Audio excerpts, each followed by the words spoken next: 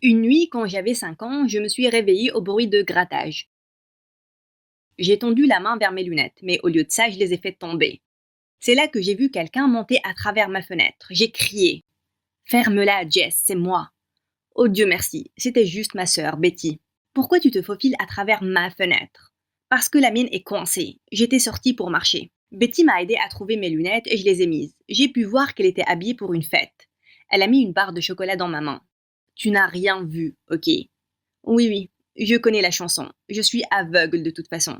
Bonne fille. Salut, je suis Jessica et je suis plus ou moins aveugle sans mes lunettes. J'ai une condition appelée la myopie. Je ne peux rien voir clairement, à moins que ce soit à 2 centimètres de mon visage. Mais ce n'est pas le plus gros problème de ma vie. C'était ma sauvage sœur aînée. Avant que je ne continue l'histoire, aimez et abonnez-vous. Maman était une biologiste marine et quand j'avais 3 ans, Betty avait 13 ans et Sarah en avait un. On a découvert que son bateau de recherche s'était perdu dans la mer. Papa a vraiment déprimé et il s'est occupé avec le travail. Ça a laissé Betty en charge et elle était la plus folle remplaçante de maman. Une fois quand j'avais 6 ans, Betty nous a emmenés, Sarah et moi, au centre commercial et nous a laissés dans un stand de glace, disant qu'elle allait revenir rapidement. Mais ça n'a pas été le cas. J'ai pris la main de Sarah et je lui ai dit que je savais comment rentrer à la maison. Je ne savais rien du tout et on s'était vraiment perdu. Quand on a finalement réussi à retrouver le chemin, on est entré pour trouver Betty en train d'embrasser un certain garçon sur le canapé. D'où est-ce que vous venez comme ça? Je pensais que vous étiez dans votre chambre. Elle nous a oubliés dans le centre commercial et elle a même oublié qu'elle nous a emmenés là-bas.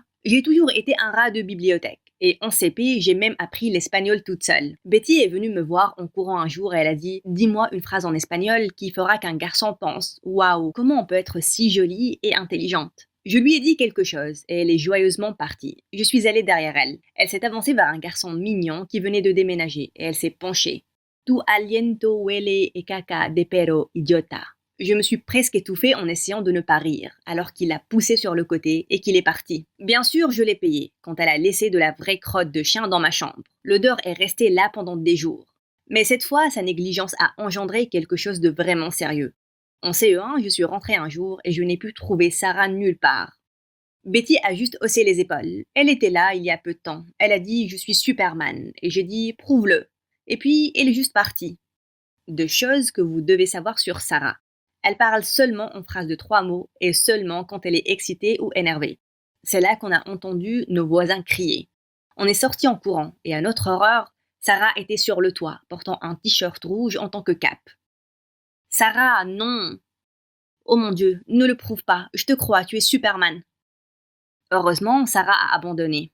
Mais une fois qu'elle était descendue en sécurité, Betty et moi avons eu un match de cris. Tu réalises ce qui aurait pu arriver? Quand est-ce que tu vas commencer à te comporter comme une adulte? Tu penses que je n'ai pas été une adulte en m'occupant de vous deux? Je n'ai jamais demandé à être votre mère. Et des fois, c'est vraiment difficile. De quoi elle parlait? On était les enfants les plus gentils.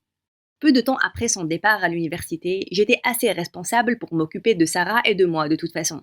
Elle nous rendait visite de moins en moins, mais à chaque fois qu'elle le faisait, elle était avec un nouveau garçon. La vie était juste bien, jusqu'à ce que j'intègre un nouveau collège en 5e. Lors de mon premier jour en cours de sport, on jouait à la balle aux prisonniers quand soudain, l'une des filles m'a heurté et m'a fait tomber, et mes lunettes se sont envolées quelque part. Eh, quelqu'un peut me donner mes lunettes? C'est là que j'ai vu une silhouette floue s'approcher de moi. Attends, je veux les essayer. Oh mon Dieu, tu es totalement aveugle, n'est-ce pas? Jouant à quelque chose. Combien de doigts tu vois? Allô? Je suis là. Laisse tomber, Annie. Soudain, une main forte m'a tiré et la personne m'a donné mes lunettes. En les mettant, le visage du garçon le plus mignon est devenu clair. Oh là là, Raymond, on s'amusait seulement. C'est cool de t'avoir ici, tête d'hibou. Bon, jusqu'à ce que ta planète t'appelle pour revenir. Et après ça, Annie et ses amis sont partis en rigolant. J'étais très embarrassée, je suis donc partie en courant aussi. Une année entière s'est écoulée et les débiles n'ont pas arrêté de marceler à chaque occasion. Mais je me suis habituée à les éviter. Mademoiselle Harry Potter, monstre à 4 yeux, un télo. Ils m'ont jeté des noms débiles au visage. Aussi, j'avais un énorme béguin pour Raymond, mais je savais que je n'avais aucune chance avec lui. Mais puis, la vie au collège est passée de mal à pire. Quand j'ai commencé la 4e et qu'on a eu notre premier cours de sciences, je suis presque tombée de ma chaise, choquée, quand la prof est entrée. C'était Betty. Alors que j'étais assise avec ma bouche grande ouverte, j'ai réalisé que les autres aussi, surtout les garçons. Même Raymond l'a contemplé. Salut les gars, je suis Betty, votre nouvelle prof et meilleure amie. Mindy, mets un peu de blush, tu ressembles à un vampire. Annie, ta jupe est mignonne. Et Raymond, je pense que Jessica craque pour toi. Mais bien sûr, tu es vraiment hors de sa portée. Oh mon Dieu, je voulais que le sol s'ouvre et avale Betty tout entière. Après le cours, je suis restée pour lui parler. Qu'est-ce que tu fais ici? Comment as-tu été embauchée en tant que prof? Pas de bonjour? Comment tu vas, petite sœur? Et pour tes infos, je suis diplômée en enseignement. Mais ne t'inquiète pas, je serai juste la remplaçante durant 2 semaines. Ça va être amusant. Ça ne l'était pas. Elle était très débile et ne connaissait rien à la science.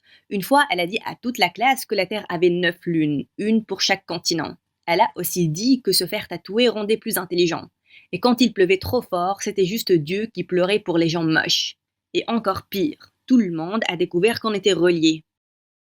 Un jour dans la cafette, Annie s'est avancée vers ma table. Cette Betty débile est ta sœur? Quelle famille! Visiblement, elle a eu toute la beauté, et toi, toute l'intelligence. Je me suis levée et j'ai calmement dit. Visiblement, tu es un peu jalouse, Annie. Je veux dire, oui, elle est vraiment jolie. J'étais sur le point de partir quand elle m'a jeté un verre de jus au visage. J'ai couru aux toilettes pour nettoyer mes lunettes et j'ai trouvé Betty là-bas. Pourquoi tu es couverte de jus? Cette Annie te harcèle? Je vais m'occuper d'elle. Non, tu ne vas pas le faire. Tu vas juste empirer les choses. Reste en dehors de ça, Betty. Tu n'es pas ma mère. Elle s'est tournée vers moi avec les bras croisés. Bien, mais laisse-moi te dire, la seule manière de gérer un tyran, c'est de se battre avec la manière qu'il comprend. Elle ne t'harcèle qu'à cause de tes propres insécurités. Ne sois pas son sac de boxe. C'est facile à dire pour toi, tu n'as probablement jamais été harcelé. Oh que si, je l'ai été. Et tu penses que je ne sais pas toutes les choses que les gens disent encore sur moi? Je n'en ai rien à faire, Jess. Je m'aime comme je suis. Et après ça, elle est partie. Une semaine plus tard, la classe de Sarah avait une vente de pâtisserie pour la charité, et j'ai décidé d'aller l'aider durant les pauses. Quand j'y suis allée, j'ai vu que sa table était déjà entourée d'Annie et de son gang. Pourquoi tu ne parles pas, espèce de débile? C'est parce que tu es aussi débile que tu en as l'air? Je ne paierai pour ton stupide brownie que quand tu me chanteras une comptine. Allez, on t'écoute. Je me suis précipitée là-bas et j'ai pris le brownie de la main d'Annie. Éloigne-toi de ma sœur, sinon... Annie et ses amis ont commencé à rire. Oh mon Dieu, une autre sœur! Et celle-ci ne peut pas parler. Waouh, quel trio! La muette, la débile et l'aveugle. Elle n'est pas muette, elle ne veut juste pas te parler. Et Betty est incroyable et sage, et tu devrais avoir une tonne de chirurgie esthétique pour être aussi belle qu'elle. Et j'aurais souhaité être aveugle là, pour ne pas devoir voir ton visage méchant et stupide. Et pendant une seconde, Annie avait l'air complètement choquée. Puis elle s'est avancée vers moi et elle a dit « Attends, on peut arranger ça ». Elle a pris mes lunettes et les a cassées en deux. Je me suis directement jetée sur son corps, flou. Alors qu'on se bagarrait par terre, on a heurté la table de Sarah et elle est tombée. Et on a assez. Dès qu'on a entendu la voix de la principale, on s'est toutes les deux poussées. La principale était sur le point de nous emmener à son bureau pour être suspendue. Quand soudain j'ai entendu Raymond dire « Madame, on a tous vu ce qui s'est passé et il n'y a qu'Annie et son groupe qui sont fautifs ici. » Quand tout le monde s'est joint pour dire la même chose, la principale m'a laissé partir et elle a emmené les autres. Je ne pouvais toujours rien voir, mais je pouvais sentir la furie d'Annie. Raymond a scotché mes lunettes pour moi et oh mon Dieu, mon cœur battait la chamade. Alors qu'on aidait Sarah à remettre sa table en place, Raymond a dit qu'il avait une idée et il est parti en courant. Quelques minutes après, on l'a vu revenir avec toute l'équipe de foot et il a dit « Les garçons, à l'attaque !» En quelques secondes, les athlètes ont fini tous les brownies et Sarah a récolté un bon montant d'argent. Et avec une impulsion soudaine de confiance, je me suis tournée vers Raymond et je lui ai demandé de sortir avec moi. Il a dit oui. Plus tard, la même après-midi, alors que Betty sortait du collège, j'ai couru derrière elle et je lui ai fait un énorme câlin. Merci, tu avais raison, et j'ai tenu tête à Annie, et c'était incroyable. Elle m'a enlacée en retour et elle m'a souri. Waouh, allons acheter de nouvelles lunettes. Puis on rentrera à la maison, et vous pourrez tout me raconter. Vous pensez peut-être qu'on a eu assez d'excitation pour une journée, mais il y avait un choc qui nous attendait à la maison. Quand on est entré dans le salon, une femme avec des lunettes épaisses était assise sur le canapé. Je n'avais aucune idée qui elle était, mais Betty a halté et elle est devenue aussi blanche qu'un fantôme. Maman? Quoi? Maman n'est pas morte? La femme a bondi du canapé et elle a commencé à pleurer quand elle nous a vus. « Oh mes bébés, vous êtes tellement grandes maintenant. Et attendez, votre père a dit que j'étais morte. Il a dit que ton bateau s'était perdu en mer et qu'on t'a jamais retrouvée. Où étais-tu alors ?» Soudain, la femme, maman, est devenue rouge. Je pense que vous devez vous asseoir, les filles. On s'est toutes assises en silence et choquées. Maman a dit « Je suppose que votre père a essayé de vous protéger en ne vous disant pas la vérité. Vous voyez, je suis partie parce que je suis tombée amoureuse de quelqu'un d'autre.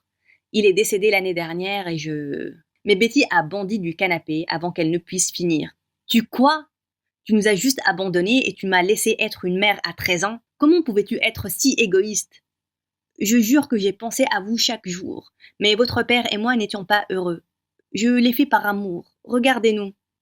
Betty, en colère, a regardé une photo de maman avec son amoureux et son visage a soudain changé. Ok, il est vraiment plus beau que papa. Je comprends, mais on ne peut pas te pardonner juste comme ça. Pars maintenant. Maman a commencé à pleurer et à implorer notre pardon, mais Betty lui a ouvert la porte pour qu'elle parte. Et elle est partie. Puis maman n'a jamais arrêté d'essayer de nous contacter. Je me sentais désolée pour elle, et honnêtement, ça m'a manqué d'avoir une maman. Et je voulais lui donner une seconde chance. Sarah et moi avons essayé de convaincre Betty de pardonner maman, mais elle a refusé de nous écouter. Jusqu'à ce qu'un jour, papa a dit: je n'étais pas un bon mari pour votre mère. Et quand elle est partie, je l'ai éloignée de vous, par la loi. J'ai fait une énorme erreur. Je veux retrouver votre maman. Je veux nous retrouver.